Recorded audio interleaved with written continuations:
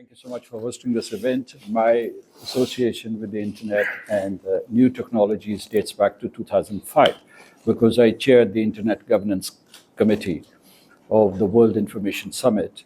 We did the preparation in Geneva and we developed a consensus document which was adopted by about 1,000 delegates in all the nations of the world. In Tunisia. This was historic. So I have been keeping myself abreast of the developments in this field. Now, today I didn't have any prepared remarks, but as the speakers were speaking, I have jotted down some points which I want to share with you.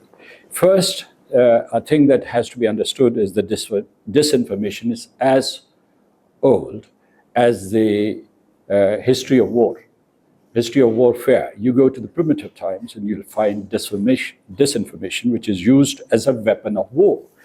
And moreover, it is considered to be a legitimate weapon. It has not been delegitimized. And I know I have spent some time in Washington, D.C., and I can tell you that before starting the War on Terror in 2001, they revived a directorate in the Pentagon to spread disinformation. And this department was started back in the World War II. The World War II was when it was started. If you look back at the history of wars between India and Pakistan, the 1948 war, 1965, 1971, 1999 wars, in all the wars, both sides used disinformation. So the other thing is that generative AI, or ChatGPT, or DeepSeek, all these new platforms have stimulated growth of information exponentially. So this has to be understood, as you were saying, that technology is very fast, and as Ms. Zunairatai said, that we're becoming so dependent as a sole provider of information or disinformation. So the next thing that I want to say is that there's a very thin line between information warfare and disinformation. Now, what is information warfare, and what does information warfare do? Even in peacetime, what you do is that you build your narratives. You alluded to perception building self-image of a nation, perception building vis-a-vis your adversary. So this is information warfare. For instance, if Ukraine and Russian Federation are fighting, they need to develop narratives about why they are fighting. What is the legitimacy of that warfare for each party? The second thing is disinformation. This is deliberate distortion of facts. And so for disinformation, whether you had crude, primitive algorithms or you have modern, sophisticated algorithms, you have to insert them into the narrative building. And that can result in fakes or deep fakes, and you use them. Let me also tell you that there's this element, this new element of automaticity to which you were referring, because something has been posted on social media, and then chatbots and all these things, they proliferate them. And you were saying probably that before it could be contradicted, 9.1 million people have already seen it. Now, let me tell you that what Pakistan needs to do. I think that we have to take authentic actions on the ground. Then we have to invest in narrative building, which we are doing, as a matter of fact, but it has to be done more systematically. And it stems from, ironically, from nation building. First, you have to build the nation from north to south, east to west. You have to make conscious efforts as a nation, as decision makers, to unify the nation politically and economically. If you do not develop those linkages, you have an Achilles heel, and your efforts during warfare would founder at one point or the other. The second is technological capacity. Are you building technological capacity? Pakistan is becoming digitized very fast. I mean, all the university, 275 universities are teaching new technologies, which is the entire phalanx, which includes AI and cryptocurrency, also cybersecurity, 3D printing, what are Internet of Things, blockchain, did I mention that? So you have to invest in that, and we are doing that. We are globally connected. We have the largest cohort, one of the largest cohorts of freelancers, and we operate digitally through this medium. Now, we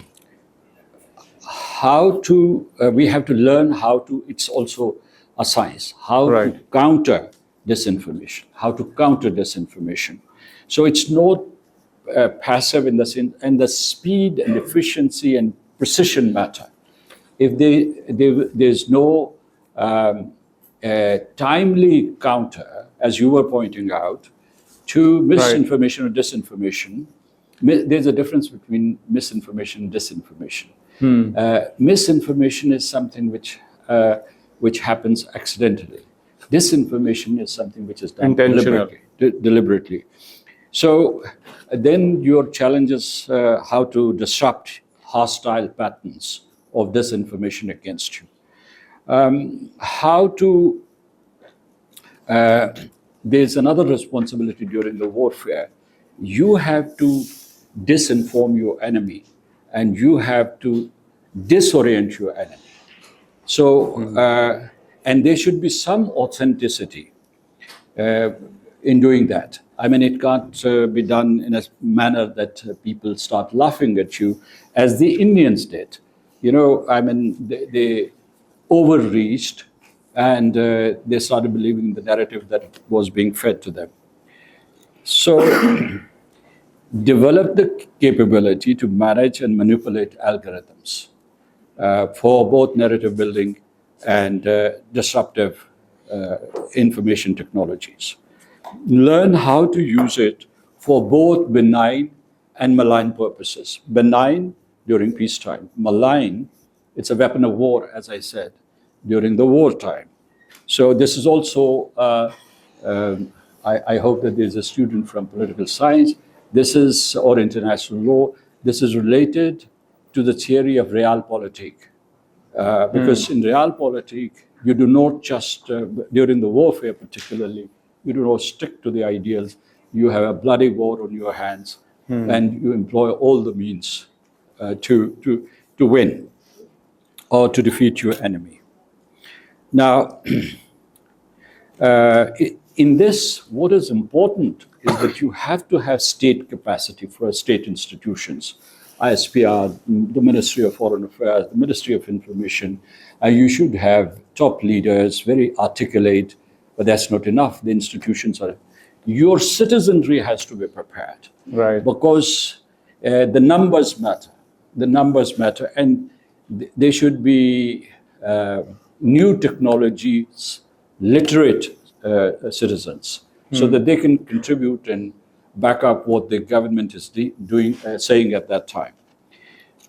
I would say that compare and contrast India and Pakistan during Marka-e-Haq, and I would say that they exaggerated their narrative and their information. It was gross. It became farcical, as a matter of fact. Their own citizens didn't believe it. And the way they had laid out their war theater studios, that also made a mockery of objective reporting. So everybody started ridiculing them. The second thing is that Pakistani citizens at that time I was in Muzaffarabad and different parts of Pakistan. In fact, I went to Bilal Masjid to see on the 7th of May, I saw the destruction that was caused by the Indian missile.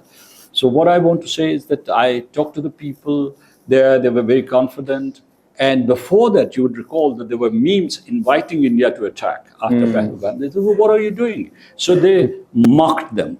Their aggressive tone was undermined by this ridicule. So as Ms. Zonera, or you were saying, Kamar Saab, or whoever said that, ये जो है कि हमारा legal, moral or political case था, which was far superior to India's, because we're saying that we're defending ourselves, that where is the proof, where is the evidence?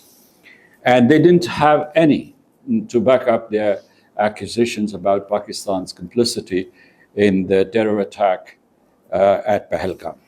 So I would say that the lawfare in regard to disinformation, how to tackle disinformation, has also to be developed. I think our center can, in collaboration with other think tanks, can develop an outline for legal structure to fight disinformation. आखिरी दो फिक्रे कि इस जंग में हिंदुस्तान का कारतूस नहीं चला और हमारा कारतूस चल गया, और सबसे बड़ा उसका सबूत ये था कि जंग के फौरन बाद, यानी जो राष्ट्रीय स्वयंसेवक संघ, उनके क़यादत और उसके बाद उनके प्रचारक और फिर जो है उनकी बीजेपी, उन लोगों ने भी यकीन नहीं किया. आर्म्ड फोर्सेस जो है दे rebelled. It was a muted rebellion, but it was there. The CDS in Singapore, I think that इनके जो air chiefs हैं, एक दूसरे को कहना यार तुम्हारी हिम्मत ही नहीं है, तुम ऐसे खामखा जो है गप्पे मारते रहते हो. One chief said to the other. कौन सा था जी जिसने वो कहा था, एयर फोर्स वाले ने पता नहीं किसको कहा और उसने आगे से जवाब दिया. और फिर जो है on top of that, Indian citizens did not believe them. और जो एक तो आपको बहुत सारे, एक बाज़-औक़ात एक चीज़ जो है वो एक छोटी सी चीज़ जो है एक बहुत बड़ी चीज़ को जो है वो टैकल कर लेती है. मिसाल के तौर पर जो लोकसभा का इजलास दिखाया था, जिसमें एक जो हिंदू लोकसभा का जो एक नुमाइंदा था, वो कोई डिस्क्रिप्शन दे रहा था कि किस तरीके से जहाज़ गिरे, और उसके बाद जो उन्होंने उसे लीमू चटाया था और उसके बाद जो कुछ भी किया था, that one मेरा ख्याल है कि ज़्यादा से ज़्यादा 10 seconds का होगा. That was heavier and more hitting denunciation than the one given by the Telegraph. Telegraph ने जो है 10 मई को एक आर्टिकल लिखा था और उसने साबित कर दिया था कि तैयारा कैसे गिरा है, सैटेलाइट इंफॉर्मेशन क्या आ रही थी, हमारा PL-15 कैसे गया, उसे अंधा किया. और उसके बाद जब उसका था क्या कहते हैं जो जहाज़ है उनका रफाल, उसके पास 15 seconds थे, only 15 seconds to react. और उन्होंने हिंदुस्तानियों ने ये भी मतलब है उनका मजाक उड़ाना शुरू कर दिया कि असल में जो फ्रांसीसी कंपनी है उसने तैयारे दिए लेकिन चाबी नहीं दी थी. ठीक है ना जी. I stop here. So I think it has been very interesting and very informative conversation that we've had today. Thank you, Sardar.